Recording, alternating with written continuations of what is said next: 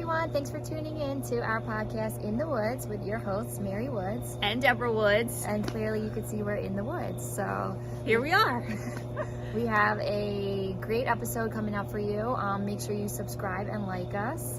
And also, if you'd like to find out more about our work, you can visit us at our website, miraclesmadecoaching.com. Drop a comment or anything and reach out. We would love to hear from you.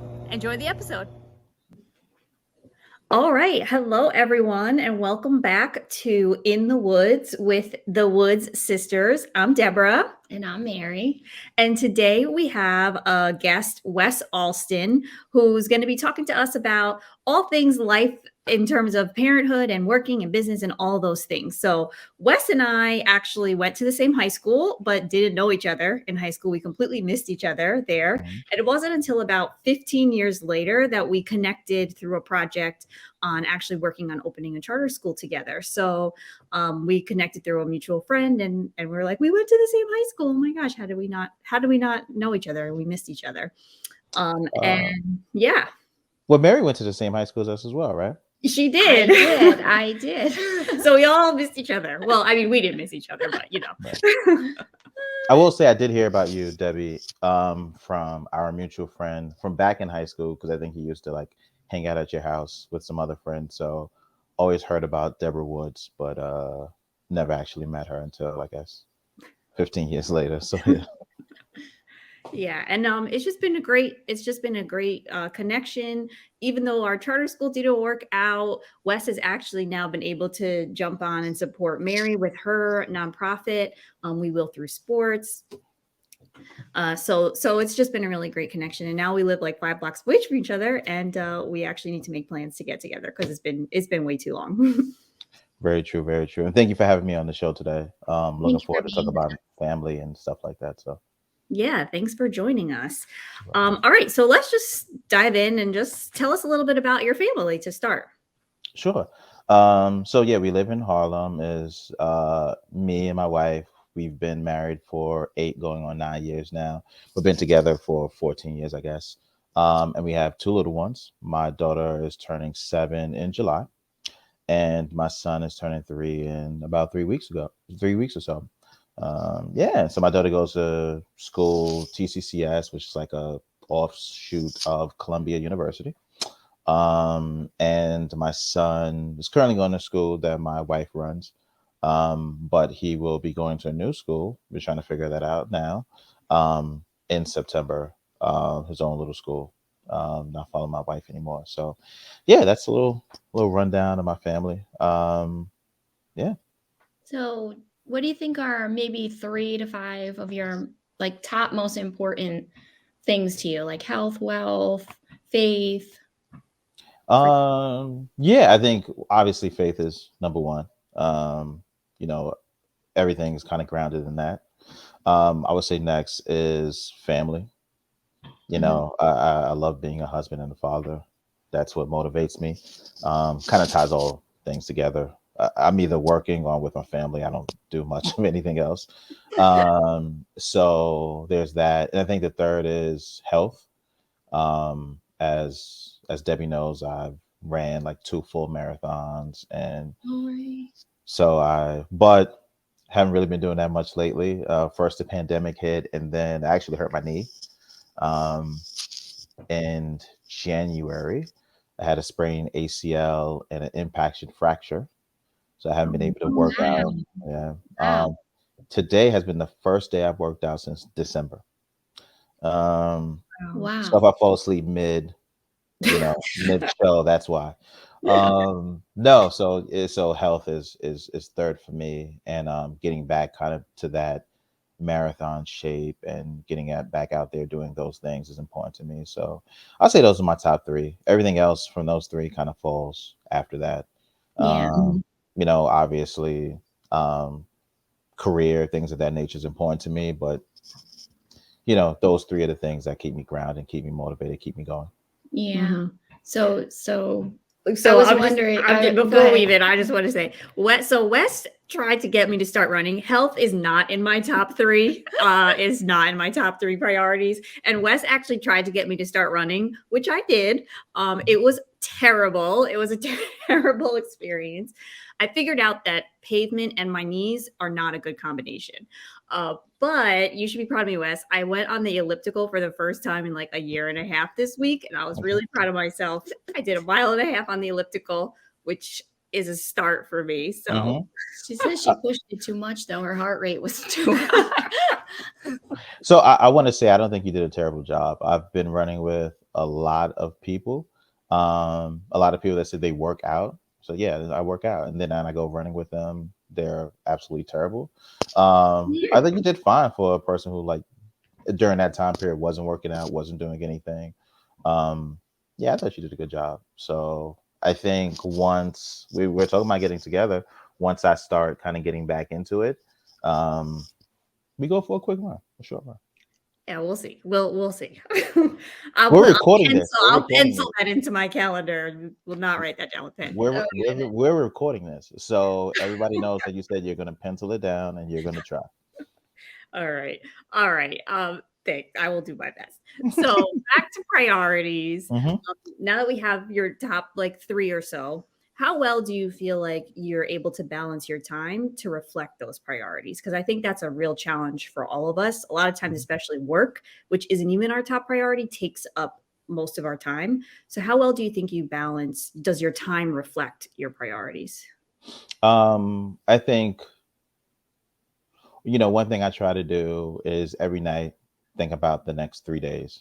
Um, and as you all kind of know, I have a lot going on, and so you know to be able to balance those three things I discussed first, but then obviously career is really important to me as well. That's a fourth one, distant fourth, but still fourth. Like tonight, for instance, Sunday night, once the kids are asleep, I kind of sit down for a little while, even before I interact with my wife and, she goes to, do what she has to do. I kind of sit down and mentally prioritize what I have to do over the next 3 days. Now, things are going to shift, right? You can't do anything. There's always going to be a monkey wrench that throw things off, but it's like, all right, so what do I got to do Monday, Tuesday, and Wednesday around probably those four things? And I really just kind of map it out. And then, like I said, it always changes. So Monday night is kind of a reinventing of that and getting an understanding of the things that I might have to do over that time period. So, I think I do a good job of putting it all together. Um, Communication has to be involved with my wife as well. We actually have a whiteboard in the house that assists us in mapping out everything. I love whiteboards. Anywhere I am, there's a whiteboard. But I got her adapted to it, and she actually probably uses more than I do right now. Wow. But that helps us out greatly. And so you write your schedule or your to-dos or Yeah, it's my schedule, her schedule, because she has a pretty big, she runs a school. Um, she's going to get into a few other things and opportunities this fall. I don't want to speak on her behalf. And then we have a lot of things going on with the kids. My daughter has guitar class on Saturdays and she has a recital coming up. We're getting my son into soccer. And so, he has that on Saturdays as well in Central Park. So we have to divide and conquer that. There's other things that's going on with their school schedule that we need to be mindful of and switching our schedules around. If I have to travel, that has to be noted. So it's a combination of my professional and even personal things on the whiteboard, her things as well, and then the same for the kids. Not professional; they don't have jobs, unfortunately, yeah. but they're the Yeah. rest of their lives. That's a great strategy though. That's great. Yeah. Anything that you could add that would speak to you keeping that family time sacred, that you guys do as a couple or something that you've brought into it or she's brought into it that has really made a difference to keep that time sacred as we're getting pulled? Yeah, I think one thing I'm big on the kids going to sleep at a certain time. Oh, okay. And so I sorry. Sorry, we're laughing because her like not even 2-year-old yet goes to bed at what 10, 11, whenever. She feels So like asleep. no, so no, so what we used He said to no. so when my daughter was first born, we weren't diligent about what time she went to sleep. So she would go to sleep late. And it actually took away from my time with my wife. right? So if she's going to sleep late, then what's the next thing you want to do? Just go to sleep yourself. Go to sleep. And so we did that with her. And then as she started to get a little older, she wasn't a great sleeper either, which she probably gets from me because I'm not a great sleeper. But as she got older, it was like, all right, we need to be more diligent. And then when it was like, all right, well, we're going to have a second one, when we started having that conversation, it was like, all right, we need to get this together. We need to tighten it up. And I was big on that. And so now, you know, the kids go to sleep at a certain time. So now that leaves time for just her and I to interact as a couple with no kids asking mommy or daddy for anything. Yeah. We try not to do any work, even though sometimes you have to do work, but we even engage and talk while we're doing work. We'll sit together and do it. So we try to space out that time where we're actually interacting and as a couple, not as a mother or a father, but as a husband and Right. wife. Yeah. Talk about our days, talk about our lives, talk about something we randomly read, watch a movie. Last night we watched Ant-Man, the most recent one. You know, it's like time for us to actually just sit on the couch and, you know, do Yeah. whatever. So we try to do that stuff. And then with the kids, you know, we try to, you know, do stuff like go to the park. That's where they are right now while I do this. Or my daughter's big into Uno now. Ooh. Which I love me I some Uno too. right. So I was big into that growing up, and so I guess she played in her after school. She's like, "Have you guys played Uno?" And I was like, "Really? You want to play Uno?" And I Yeah, also talk a yeah. lot of trash too. So it's a lot of trash talking in Uno's on Sundays mornings. Even though my wife seems to win all the time, I think she's cheating. I think she's cheating somehow. I don't know how, but she's You consistently got an coming in extra first card in place. there. Right? I think she like has a drawer full that she always Right, has like right. in a sleeve or something like that. I don't know what's Well, going wait, on. Some people have can a you knack win? for it. Can you win on a draw four? Do you play with those rules? Because you know there's 1 in 1,000 rules of Uno. So You we go do out on a draw play. four You in can your win on a family? draw four. You can win on a draw four. But the only thing, she's never winning on Been a on a draw. draw four. Not everybody plays like Yeah, that. there's I some people know, that don't play like that. but I mean, That's why I said Some I people don't play like know. that, and we're okay with it. But she never wins on a draw four. She always has a draw four that she throws out when I have like Uno, when I have like one card left, and I call out Uno, and she has like a draw four that comes out of nowhere. It's like, where did that draw four come from? Like that's not. I think she's cheap. So, but that's something we try to do like a Sunday morning or Saturday morning. Just like get a little bit of Uno in. My son doesn't know how to play yet, so he feels left out. But you know, he listens to me talk trash, and Yeah. so But he's he's all still there. He's still in the mix. he's So still he's still in the mix. He throws out my card sometimes. I'm like, throw out this card. He'll throw it out. Um, so he'll join in. But yeah, that's cool. That's cool.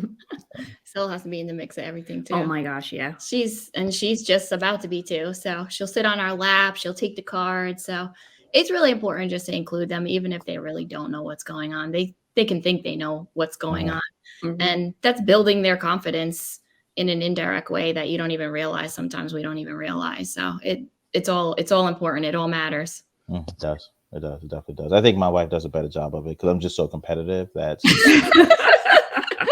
I'm like, you got to step back. I got to focus, bro. Have we ever played Taboo together? I know we've talked about it, but I'm trying to remember if we ever actually got the game going. No, but we did play Black Card Revolt. Okay. Oh, Okay. Was it? I think that's what we played. We played it at your house.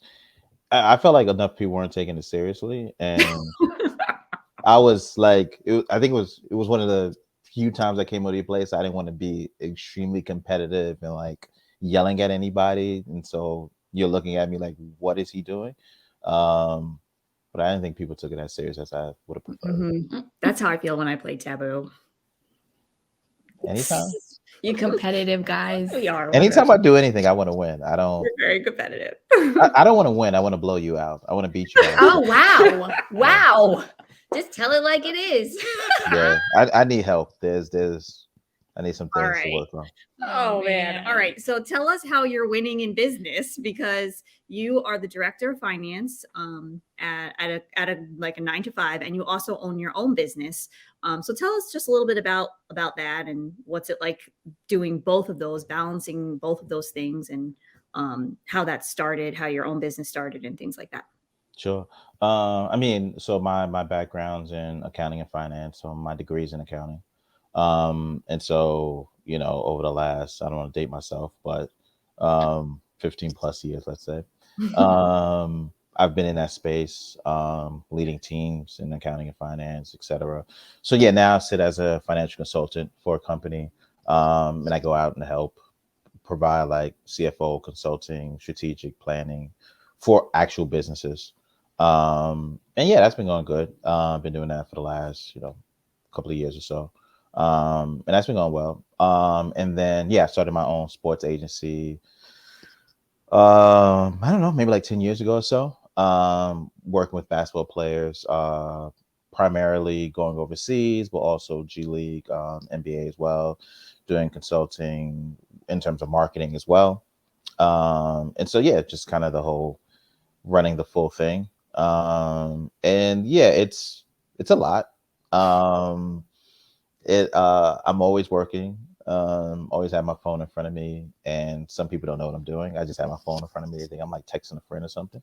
Mhm. But it's me emailing, texting, and always kind of going and working in one of those capacities. And it's going well. The agency thing is picking up more, and that comes with better clients and harder workers around me. So we're picking up. Got some good guys, getting some good looks, and so we'll see where chips might fall for this fall for them. And yeah, I think everything's been going really well in those two worlds, and kind of keep going and keep growing. And yeah. That's really great. Do you have any strategies for balancing that? Because there's a lot of people who actually do want to start their own business. They're Mhm. family people, right? They're married to kids. They want to start their own business, but they also have a regular 9 to 5 that Mhm. they need to pay the bills Mhm. while they start their own business. How do you balance those different aspects? Kind of like winning in both Winning in worlds, both worlds, right? yeah. You got to be slightly neurotic. Hmm.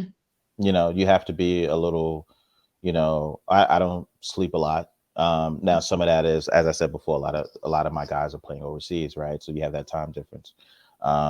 So I'm naturally a person who wakes up super early, 5 a.m., etc. And so if I'm talking to teams in another country or etc., then you have that time difference. Um, so I'm up early, I go to sleep late, don't sleep much, and I'm always working unless it's family time, unless I block out those times. And even sometimes, like my daughter, she's older, obviously, she knows if I'm on a call, it's an important call, I might be in a room and she might be right next to me. She knows not to say anything and not to do anything. And she'll just like sit next to me and until I'm done with the call, and then we'll interact. So you have to have a bit of neurosis. You always have to be thinking, always thinking. And like I said, like, so that's like tonight, I'm going to plan out my next 3 days. It's like, all right, Monday, Tuesday, got to do this. Wednesday, I have to go to the MBPA office. So, that's how my mind works. And all right, but Wednesday, I also got to drive with the kids first. So they got to leave at this time. I drop them off at this time, which gives me enough time to get here. All right, cool. I pick them up at this time. My mind's always working, and so that helps. Keeping a schedule on my phone. I have the whiteboard, like I said. Mhm. At all times, I know where I should be or what I should be doing, and that keeps it going. But I think the most important thing, if you have a family, is your significant other has to be on the same page with you. Like, it doesn't work if my wife isn't on the same page with me. Yeah. And she's able to pick up the slack if something occurs. Right. Mhm. And so I'm blessed to have that. And she listen, I got to do this. Can you do this? And she'll jump in. But it goes both ways, right? I got to be there for her if anything comes up with her, because she has important things in her life as well. She's a career oriented person. So I have to be there for her. So it's a go both ways, but you can't do it without that significant One other. or the other. Mhm. Exactly. But then even on top of that, it has to be a village. Like Thursday, this past Thursday, I had a meeting that ran longer than usual. And Thursday is my day to pick up my daughter. And so I have a really close friend. that lives in the area. I've known her since I was a kid, essentially. She's like my sister. I consider her my sister. There's no difference. I talk to her like she's my sister. She talks to me like I'm her brother. And I called her and said, listen, can you pick up Amira, my daughter, from school for me? And she was like, okay, yeah, cool. Do you want her to stay over my house, or do you want me to drop off somewhere?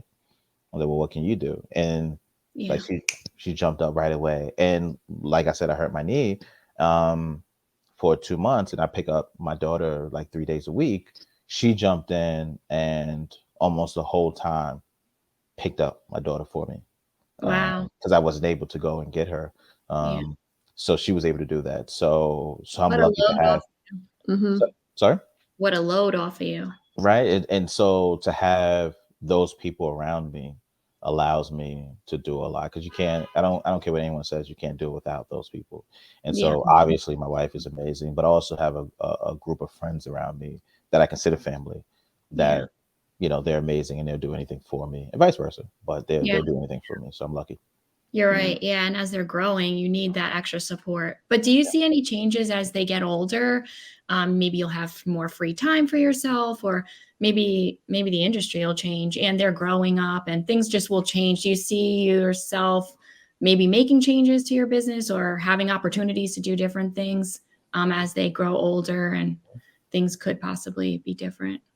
Yeah, I mean, I think as they grow older, I'm probably going to transition more to being a full-time agent. Stop. Oh, okay. So that's the overall goal in some years. So I think that's going to take place. But also, yeah, you find yourself having more free time because they're able to, like my daughter, for instance, she can wake up and turn on the TV and make herself a bowl of cereal, um, Mhm. and sit there. And my son, he's still fairly young, so you need to do some things. But because he has an older sister, he can just go play with his older sister, right? Right. So, Hmm. but also, one thing that you mentioned, I think the industry has changed, right? So, now, especially within basketball, I'll say, and domestically, whether it's in the G League or the NBA, a lot of the execs are actually younger individuals, younger minorities as well. And so when I can be talking to a GM and my daughter can be right next to me, and sometimes she don't recognize I'm on the phone. She'll come up to me and start talking to me, and I can literally say on the phone, "Hold on, I'm talking to my daughter right now," and they don't care. They're like, "Oh, I know that." Or I'm trying to talk to them, and they're like, "Oh, I got to travel with my family," and I hear their kids in the background. So like it's now an industry where you're doing business, but everybody have families. A lot of the family is on the younger side, and everybody's respectful of that. And, Mm. and so now if I say I'm doing something for my daughter or my son, this GM that might have been some really older guy years ago that doesn't really respect the nature of business. Now it's like, listen, it's a Sunday. You know what I'm doing on a Sunday in the afternoon. Um, we work around it. So Yeah. I think the industry has changed. Hmm. So that helps you a lot. But also, yeah, my kids are getting older and they understand what's going on, and they're cool with it. Hmm. Yeah. All right. So, something that we like to ask all of our guests is, as we wrap up, what is one way that joy shows up for you and your family? I think anytime the kids accomplish anything. Hmm. Mm. Um, so, well, let me not even say that, because my wife got a professional, uh, like something good for her happened professionally most recently, and we were all happy for her, right? And so my daughter was happy, my son saw us happy. He didn't know what was going on, but he saw us happy, so he's like, Right. cool. So I think whenever we accomplish anything, like as my daughter's reading has gotten better, you know we that's been joy for us. Me personally, obviously I'm a math guy, so my daughter's like really good at math, so Ah, internally there's a she's a lot of joy. math girl. Oh, there, see, Could appreciate that one. yeah, yeah. She's like picking up on concepts really easily, and I'm like, all right, that made me feel good. Um, so that's something, so it's usually family oriented, something like somebody accomplished something or someone's Accomplishment. growing. Mhm. Yeah. Accomplishments. Yeah. Which Yeah. makes sense because that kind of goes back to the village, right? And you and your wife being on the same page. If you're both invested in the accomplishment that's on its way, because you Right. know that that's something that really matters to you guys and brings you guys joy, it helps. It helps to just be on the same page, I think. Yeah, I agree. Yeah. So, if you could leave our listeners with one thing, a takeaway, we would maybe have fathers listening, or businessmen, or dads, or all of the above. What's one takeaway that you would want them to hear out from this podcast today? I mean, that's tough because I think there's a lot as a father Yeah. that is left unsaid, Hmm. especially in the new age fathers in comparison to kind of like, you know, your role was different years ago as a father than it is now. So I think, you know, as fathers continue to do what you have to do, both professionally and personally, be active. Um, and I will say I'm proud of a lot of the fathers that I know and how they've grown, and how we've grown and how that world has grown. And yeah, and for the women, just be patient with us as we figure things out. It might not come as naturally to us as it do for you all, but we're trying. We're trying really hard. That's a good reminder. That's a great reminder. Thank you for that. All right, Mary. That was for you directly. No, thank you for everything today, actually. A lot of good stuff. A lot of good stuff. Thanks, Wes. Do you want to, if people want to find you or connect with you at all, do you want to just share how they could do that? Yeah. I guess you can reach me Instagram, Twitter, RLA Management. And then, you know, you can always email me as well at walston, ALSTON, at rlamanagement.com. All right. Well, thank you so much for joining us today. And I look forward for us to get together in person soon. It's recorded, so we got to make it happen. Yes, everyone sees it now, so it's on you. All right. Have a good one. All right, thank you. Bye.